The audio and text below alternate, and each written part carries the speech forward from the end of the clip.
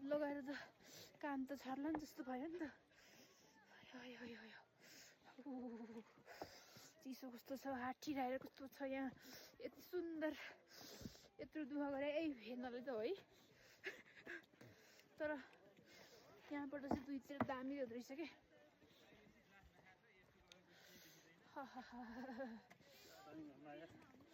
घाम ताप्नु जस्तो भयो बसेर।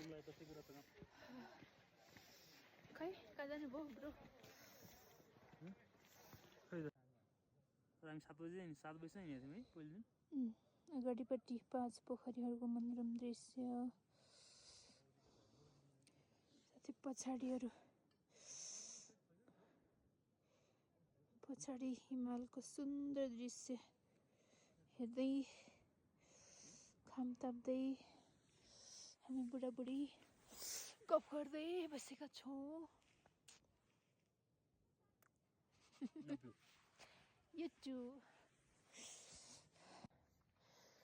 यो मनोरम दृश्य यति प्यारो, न्यानो घाम छोडेर उठ्नै मन लागेको थिएन, तर पनि अब लाग्नु पर्यो। सायद आज हामी के खर्क तागु खर्कसम्म पुग्छौँ होला। त्यसपछि भोलि चाहिँ 1 बजीसम्म छिम्ती पुग्नेछौँ, किनकि 1 बजीभन्दा पछाडि त्यहाँबाट काठमाडौँ जानको लागि गाडी पाइँदैन। हामीसँग भ्यू पोइन्ट जानको लागि नक्सा पनि थिएन, नेट पनि नचल्ने, त्यसले गर्दा हामीलाई चाहिँ गाह्रो भएको थियो। तर अब आउने साथीहरू चाहिँ यो होटेलको साइडमा रहेको यो बाटोबाट यसरी तल आएर यही बाटो त्यहाँसम्म पुगेर यो बाटो चाहिँ यही बाटो गयो भने चाहिँ पोखरी पुग्नुहुन्छ।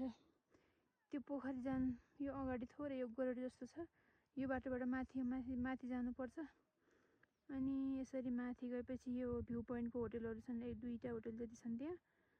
अनि यहाँनिर चाहिँ भ्यू पोइन्ट पर्छ। हामी चाहिँ अब मन्दिर जान लाग्यो। अब टक्क नुहाएर मन्दिर दर्शन गरेर अनि फर्किनेछौँ।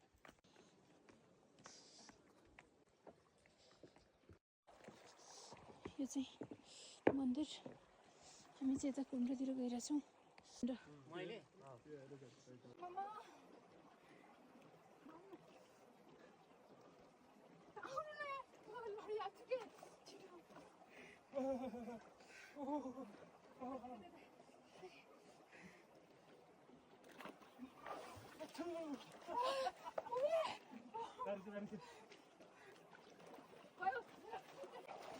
साथी आऊ